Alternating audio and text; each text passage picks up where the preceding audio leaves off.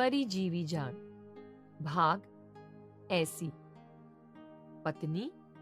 2 દિવસ વીતી ગયા હતા અને એ 2 દિવસ દરમિયાન કાર્તિકે બસ એક વખત આંખ ખોલી હતી અને હંસાબેનને જોઈને બસ માં એટલું જ કહ્યું હતું। નંદિની તરફ તો નજર પણ ના કરી કે કાર્તિક ફરી શૂન્ય બની આંખ મીચી ગયો હતો। નંદિનીની સેકન્ડ પણ કલાક માફક વીતી રહી હતી। હિતેનભાઈ આવીને નંદિની પાસે બેઠા। નંદિની, બની શકે કે કાર્તિક જ્યારે આંખ ખોલે તો બધું જ બદલાઈ જાય। હિતેનભાઈ અટક્યા। નંદિની આંખમાં પાણી સાથે તેના પિતાને જોઈ રહી।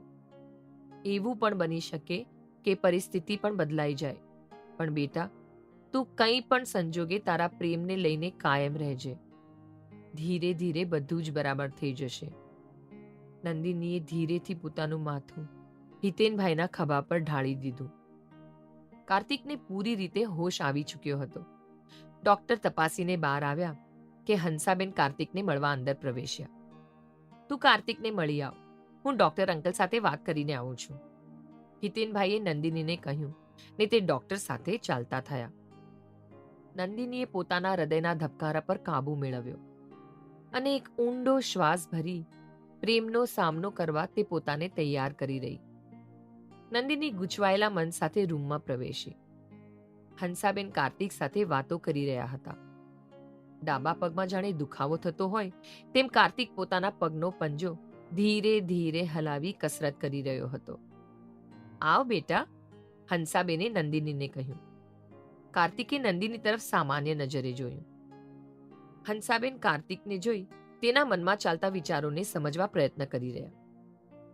હંસાબેન અચાનક ચિંતિત બની ગયા અને દુઃખી થતા બોલ્યા, લાગે છે કાર્તિકને તું યાદ નથી।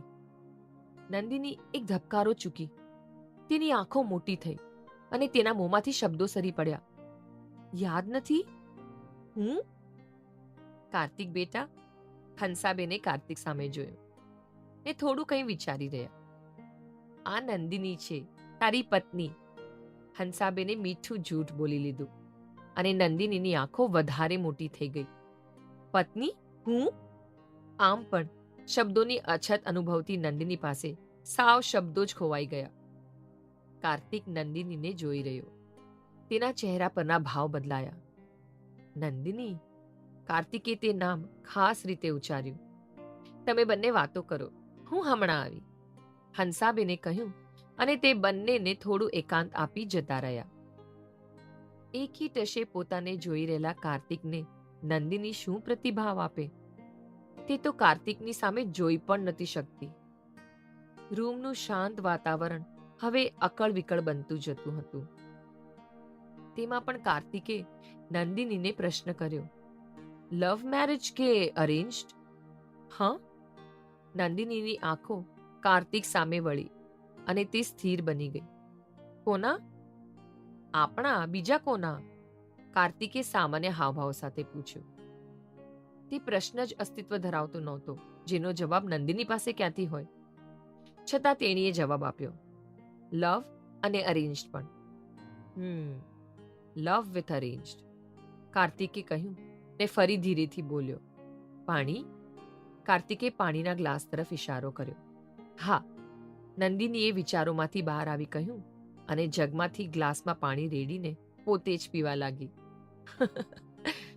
કાર્તિકના ચહેરા પર હાસ્ય આવી ગયું। મેં મારા માટે પાણી માંગ્યું હતું, મને તરસ લાગી છે, કાર્તિકે થોડા સરખા બેસવાના પ્રયત્ન સાથે કહ્યું। ઓહ! નંદિની હજુ પણ પોતાની લાગણીઓને સંભાળવા જ મથી રહી હતી। તેણે પીધેલા પાણીના ગ્લાસને જ તેણે કાર્તિક સામે ધર્યો। કાર્તિક ફરી હળવો હસ્યો અને તેણે પાણીનો તે જ ગ્લાસ લઈ મોં પર માંડ્યો। તું આરામ કર, હું આવી, નંદિનીએ કહ્યું અને તેણીએ બહાર જવા ડગ માંડ્યા કે તરત જ કાર્તિક બોલી ઉઠ્યો, તું ખૂબ જ સુંદર છે નંદિની, જો મારી આંખ ફરી ના ખુલી હોત તો મને અફસોસ રહેત। એવું કહીને મને વધારે ના ડરાવતું, તું જાણે પણ છે કે હું કેટલી ડરી ગઈ હતી। નંદિનીએ આંખો બંધ કરી દીધી। ફરી આંસુ તેના રૂપાળા ગાલને અડકીને વહેવા લાગ્યા। કાર્તિક નળી લગાવેલો એ પોતાનો હાથ નંદિની તરફ લંબાવ્યો। નંદિનીએ આંખો ખોલી અને ધીરેથી પોતાનો હાથ કાર્તિકના હાથમાં રાખ્યો. એટલું પણ ભયંકર એક્સિડન્ટ નહોતું જેટલું તારા ચહેરા પર વર્તાય છે. ખૂબ રડી લાગે છે તું. આટલો બધો પ્રેમ કરે છે મને? કાર્તિકે પ્રેમથી પૂછ્યું. નંદિનીએ હકારમાં માથું હલાવ્યું અને તે વધારે જોરથી રડવા લાગી. તે રીતસર હિબકા ભરતા બોલી, તું મને કેમ ભૂલી શકે કાર્તિક? તારી યાદોમાંથી હું કેમ જતી રહી? તું તો દાવો કરતો હતો કે તું મને પ્રેમ કરે છે. મને તું આટલી સહેલાઈથી કેમ મિટાવી શકે તારા ભૂતકાળમાંથી?